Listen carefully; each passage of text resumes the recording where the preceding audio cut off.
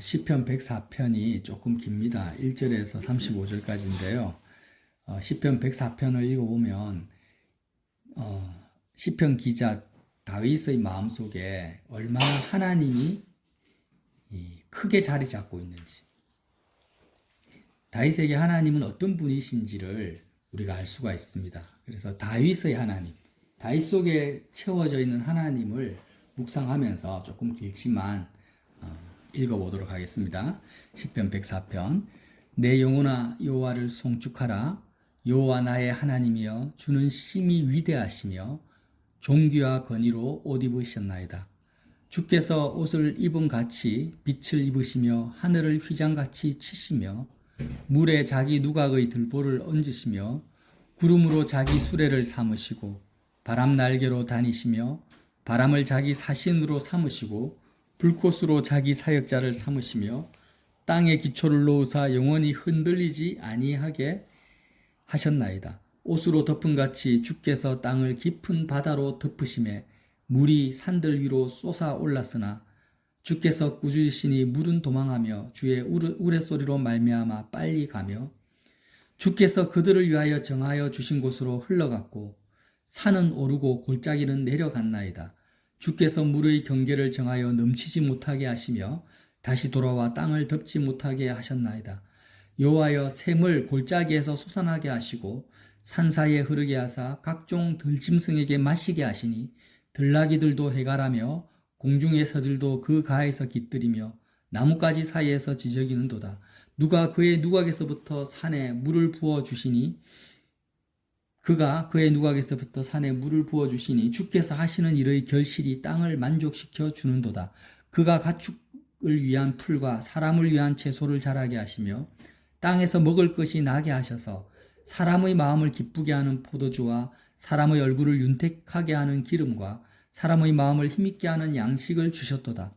여호와의 나무에는 물이 흡족하며 곧 그가 심으신 레바논 백향목들이로다. 새들이 그 속에 깃들이며 학은 잣나무로 집을 삼는도다. 높은 산들은 산양을 위하며 바위는 너구리의 피난처로다. 여호와께서 달로 절기를 정하시며 해는 그 지는 때를 알도다. 주께서 흑암을 지어 밤이 되게 하시니 살림의 모든 짐승이 기어 나오나이다. 젊은 사자들은 그들의 먹이를 쫓아 부르짖으며 그들의 먹이를 하나님께 구하다가 해가 돋으면 물러가서 그들의 굴 속에 눕고 사람은 나와서 일하며 저녁까지 수고하는도다. 여호와여, 주께서 하신 일이 어찌 그리 많은지요. 주께서 지혜로 그들을 다 지으셨으니 주께서 지으신 것들이 땅에 가득하니이다.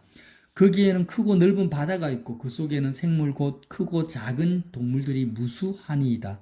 그곳에는 배들이 다니며 주께서 지으신 니워야단이 그 속에서 노나이다. 이것들은 다 주께서 때를 따라 먹을 것을 주시기를 바라나이다. 주께서 주신즉 그들이 받으며 주께서 손을 펴신즉 그들이 좋은 것으로 만족하다가 주께서 낫을 숨기신즉 그들이 떨고 주께서 그들의 호흡을 거두신즉 그들은 죽어 먼지로 돌아가나이다. 주의 영을 보내어 그들을 창조하사 지면을 새롭게 하시나이다. 여호와의 영광이 영원히 계속할지며 여호와는 자신께서 행하시는 일들로 말미암아 즐거워하시리로다. 그가 땅을 보신즉 땅이 진동하며 산들을 만지신즉 연기가 나는도다. 내가 평생토록 여호와를 노래하며 내가 살아있는 동안 내 하나님을 찬양하리로다. 나의 기도를 기쁘시게 여기시기를 바라나니 나는 여호와로 말미암아 즐거워하리로다. 죄인들을 땅에서 소멸하시며 악인들을 다시 잊지 못하게 하시리로다. 내 영혼아 여호와를 송축하라. 할렐루야. 아멘. 여러분, 세례 요한, 침례 요한이 마태복음과 누가복음에서 예수님에 대해서 어떻게 표현을 하냐면요. 손에 키를 들고 자기의 타작마당을 정하게 하사 알곡은 모아 곡간에 들이고 쭉정이는 꺼지지 않는 불에 태우시리라, 이렇게 말씀을 하세요. 예수님은 어떤 분이냐? 알곡과 쭉정이를 가르시는 추수꾼이라는 거죠. 오늘 시편 104편을 통해서 다윗의 마음이 알곡이라는 거예요. 알곡의 의미가 뭡니까? 알곡은 채워져 있는 거예요. 쭉정이는 채워져 있지 않은 껍데기입니다. 그래서 이렇게 키질을 하면은 쭉정이는 아무것도 채워져 있는 껍질 뿌리니까 바람에 날려서 날아가 버립니다. 그건 알곡은 채워져 있으니까 그대로 키스를 해도 날아가지 않고 이렇게 모이게 되죠. 그래서 주인이 어떻게 한다고요? 추수꾼이 그 알곡, 가득 차 있는, 쏙이 가득 차 있는 알곡을 곳간에 하나님의 나라로 인도를 하시고, 쏙이 채워지 있지 않은 쭉정이는 꺼지지 않는 불에 지옥불로 던져버린다. 이렇게 하시는 분이 누구라고요? 예수님이라고 침례요한은 말씀을 하고 있는 거예요. 그러면 알곡 중에 알곡 대표 주자가 바로 다윗인데, 오늘 시편 104편은 다윗의 찬양인 동시에 기도입니다. 기도. 그래서 34절에 나의 기도를 기쁘게 여기시기를 바라나니, 기도인 동시에 찬양이에요. 알곡은 특징이 뭐냐면 알곡의 기도는 찬양이 돼버립니다. 쭉정이는 절대 쭉정이의 기도는 찬양이 될 수가 없어요. 찬양이라는 것은 하나님을 높이는 거죠. 하나님을 칭찬하는 거예요. 그러니까 알곡의 마음에 채워져 있다는 것은 뭐가 채워져 있다고요? 하나님의 위대하심이 채워져 있다는 거예요. 다시 한번 말합니다. 다윗은 왕이죠. 왕인데 지금 시편 104편을 통해서 우리가 알 수 있는 것은 다윗 자신의 모습이 여기는 없어요. 다윗의 마음속에 자기 자신의 모습이 없어요. 왜? 하나님이 너무나 크시기 때문에. 상대적으로. 자, 104편 1절 보세요. 내 영혼아 여호와를 송축하라.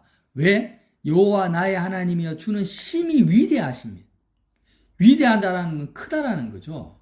주님이 너무나 위대하고 크시기 때문에 다윗의 시각에서는, 마음에서는 존귀와 권위로 옷 입으셨다라는 거예요. 그래서 주님이 오늘 읽은 것처럼 공중에 나는 새, 들짐승, 바다의 리오야단, 사람들 모든 것 하나, 물이 흐르는 것, 모든 것이 주님의 주권과 다스림과 통치에서 벗어나는 것이 하나도 없다라고 찬양하고 있는 거예요. 그러니까 알곡은 어떤 사람이냐?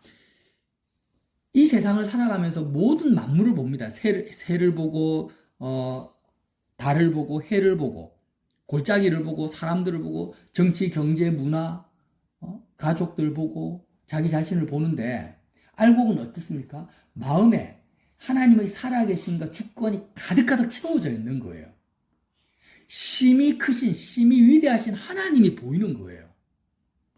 그래서 상대적으로 나의 모습도 하나님이 너무나 위대하시, 하나님의 주권과 살아계신과 다스리신과 통치가 너무나 크게 보이기 때문에 나도 보이지 않고 상대적으로 상대방도 보이지가 않아요. 예를 들면 직장에 갔는데 누가 크게 보입니까? 직장에서는 사장님들이 크게 보이죠. 보편적으로 보면 직원들이 크게 보이고 내 앞에 당면한 여러 가지 프로젝트나 일들이 크게 보입니다. 그런데 그것만 크게 보이는 상태는 어떤 상태라고요? 하나님이 안 보이는 상태예요. 자, 산을 갔어요. 산을 갔으면 그 골짜기도 있고 시냇물도 있고 새도 있고 많은 것들이 있어. 나무도 있어. 근데 많은 예수 안 믿는 사람들도 지금 등산도 많이 하고 캠핑도 많이 한단 말이에요. 그 가서 뭘 봅니까? 피조물만 봐요. 피조물을 먹이시고 살리시고 오늘 시편 104편처럼 입히시고 해가 지게 하시고 해가 뜨게 하시고 하는 하나님의 주권과 위대하심은 하나도 보지 못하고 그냥 꽃만 보고 나무만 보고 경치만 보는 거예요. 이게 무슨 차이입니까? 쭉정이와 알곡의 차이라는 거예요. 직장에 갔는데 사장만 보이고 일만 보이고 발등에 떨어진 그 프로젝트만 보이고 받는 월급밖에 안 보이고 사람들밖에 안 보여요. 저 사람이 나에게 어떤 행동을 하냐, 저가 나에게 잘해주냐 못해주냐, 나는 어떻게 행동할 것인가, 나는 그 사람에게 어떻게 비칠 것인가, 나는 능력이 얼마고 저는 어떤 것을 가지고 있고 나는 뭘 못 가지고 있고. 하나님은 하나도 보이지가 않아요. 그냥 눈에 보이는 이 세상, 사람만 보이고 일만 보여요. 지금 내 상태가 어떤 상태라는 거예요. 완전히 죽정이의 상태인 거예요. 지금 그 말이에요. 다윗은 왕이고 실질적으로 많은 능력이 있고 업적을 세웠고 권세가 있는데 다윗의 눈에는 백성도 보이지 않고 원수도 보이지 않고 자기도 보이지 않고 오히려 그의 눈에 보이는 모든 것은 하나님의 주권과 행사와 능력밖에 안 보이는 상태예요. 이런 상태에서 하는 모든 기도는 기도가 뭐라고요? 찬양이 돼버리는 거예요. 그래서 알곡의 특징은 뭐냐? 그의 기도는 찬양입니다. 그러나 쭉쟁이의 기도는요, 신세한탄이에요. 신세한탄. 하나님, 이 사람 원수가 너무 크게 보이고 문제가 너무나 크게 보이고 도대체 하나님은 어디 계십니까? 이렇게밖에 기도가 안 나오는 거예요. 그래서 예수님께서 손에 키를 들고 자기 타작마당을 정하사 알곡은 모아 곳간에 드린다라는 이 의미가 뭐냐면, 저와 여러분이 추수꾼이신 예수님의 그 키질에 참여를 하느냐 안 하느냐에 따라서 알곡이 될 수도 있고 쭉정이로 남을 수도 있다는 거예요. 무슨 말이냐? 우리가 지금 일상을 살아가면서 여러 가지 문제나 사건을 만나잖아요. 매일매일. 그런데 보이지 않는 하나님은 안 느껴져요. 그죠, 유연아? 보이지 않는 하나님은 안 느껴져. 지금 이 자리에도. 보이지 않기 때문에. 그냥 설교하는 사람만 보이고 예배 드리는 사람만 보여. 그러면 그런 모습이 어떤 모습이라고요? 내 모습이 쭉정이의 모습이라는 거예요. 그럴 때마다 예수님은 추수꾼이구나. 이런 쭉정이를 키질을 하시면 어떡합니까? 알곡은 그대로 떨어지고 쭉정이는 날아가 버려요. 그러니까 이런 쭉정이인 나의 모습을 발견할 때마다 추수꾼이신 예수님의 키질에 참여해서 내 속에 있는 하나님을 보지 못하고 세상밖에 보이지 않는 이 쭉정이가 예수 그리스도의 십자가 번제단에서 태워지는 그 일에 참여하는 것이 뭡니까? 추수꾼이신 예수님의 키질에 내가 참여하는 거예요. 내가 추수꾼이 되는 거예요. 다른 사람을 추수하기 이전에 우리는 나 자신을 추수를 해야 되는 거예요. 끊임없이 예수님은 지금도 키질을 하고 있습니다. 키질을 하면 할수록 내가 주님과 같은 그 추수꾼에 참여할수록 먼저 뭐가 보입니까? 세상밖에 보이지 않고 하나님의 위대하신가 존귀하신가 권위가 보이지 않는 그런 쭉정이 같은 나의 모습을 매 순간마다 매 초마다 매일매일 발견한다라는 거예요. 근데 이것을 발견을 못하는 사람들이 있어요. 아무렇지도 않은 거예요. 너도 쭉정이냐 나도 쭉정이다. 뭐 세상 그렇게 사는 거지. 그러니까 다윗 시편 104편이 있는 거예요. 아니야. 다윗을 봐봐. 다윗은 하나님밖에 눈에 보이는 게 없어. 모든 만물을 통해서 만물 자체를 보는 것이 아니라 만물을 창조하시고 움직이고 계신 하나님을 보고 있잖아. 이게 알곡이야. 그러니까 너도 이 하나님이 보이지 않으면 지금 너의 마음의 상태는 상황이 보이고 문제가 보이고 사람이 보이고 이 땅에 있는 것들, 정치 경제가 보이면 지금 너는 쭉정이인 상태니까 이런 쭉정이의 상태를 추수하기에 오신 예수님께로 가라는 겁니다. 예수님께로 가서 이렇게 하나님이 보이지 않는 너를 어떻게 하라고요? 십자가 번제단 앞에 태워라는 거예요. 이렇게 매일매일 쭉정이의 나를 태우고 그리스도와 함께 십자가에서 죽여버릴 때, 불태워버릴 때 내 마음속에 이제 뭐가 들어찹니까? 하나님이 보이기 시작하는 거예요. 하나님의 주권이 보이고 하나님의 역사가 보이고 하나님이 위대해지시는 거예요. 위대해. 사람이 위대하고 상황이 위대했다가 예수님의 키질에 내가 참여하면 점점 뭐가 보인다고요? 상황과 사람은 점점 없어지고 하나님이 위대하게 보이는 거예요. 그렇게 해서 하나님의 주권과 은혜와 역사가 보일 때 이제 우리는 어떻게 됩니까? 알곡이 되어져 가는 거예요. 여러분, 인간관계를 우리가 신경 쓸 필요가 없어요. 인간관계를 좋게 하려고 할 필요가 없어요. 왜? 예수님은 알곡을 모아 창고에 드리는 분이에요. 그러면 내가 알곡이 되면 나는 어디로 들어갑니까? 창고로 들어가요. 내가 원하든 원하지 않든 내가 알곡이 되기만 하면. 아멘. 창고로 들어가면 창고에는 뭐가 있습니까? 알곡이 가득 차 있는 거예요. 그러니까 세상 사람들은 어떻게 하면은 자기가 스스로 인간관계를 좋게 할 건가 하면서 저세수를 배우고 익히면서 살아가잖아요.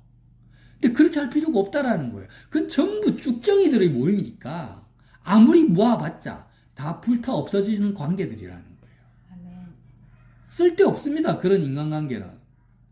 스스로 자기가 우리의 가정을 세우고 친구 관계를 맺고 막 아무리 이렇게 해봤자 소용없어요. 다 쭉정이기 때문에.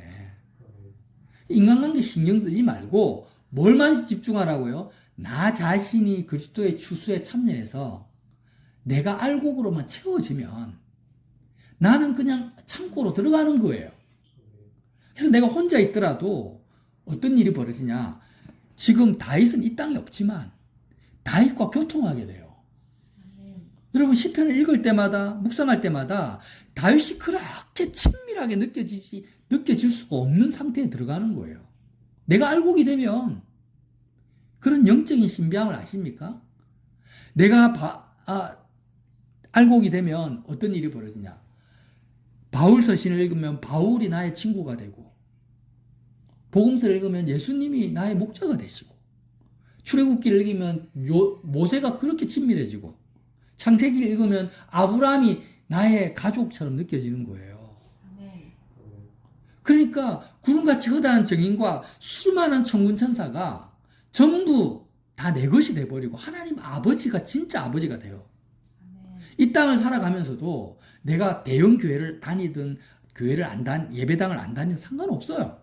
그냥 내가 알곡이 되면 내가 하나님의 위대하심을 발견하고 그리스도의 안에 들어가면은요, 여러분 시집장가 걱정 안 해도 돼요.